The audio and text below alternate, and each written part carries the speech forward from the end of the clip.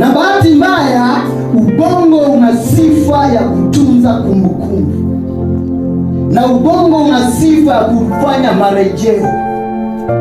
Yaani maana jambo ambalo limepita, ubongo una sifa ya kufanya marejeo. Maana lile jambo linarejeshwa upya ndani ya fahamu zako.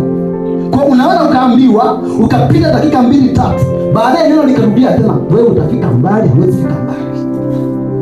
Haleluya. Na kweli na wewe unaanza kufikiria, kweli mimi kweli nitafika mbali kweli? Mimi kweli? Shangazi yangu mganga mwenyewe. Kweli tutapiga pombe. Hivi kweli mimi nitafika mbali? Hapana, siwezi kufika mbali. Nirudi kule, hapa nimeshapotea njia. Maneno. Haleluya. Bwana Yesu asifiwe sana. Nataka nikwambie kitu kimoja. Maneno yasikukatishe tamaa. Yatumia maneno magumu hata kama unaambiwa neno ambalo huwezi. Unakwambia neno gumu, mwambie Yesu kama nisaidie. Ukikwambia kama haufiki mbali, sema utafika mbali. Haleluya. Ukikwambia kama wewe haufiki mbali, sema utafika wapi? Mbali. Ukikwambia hauwezi, sema ninaweza.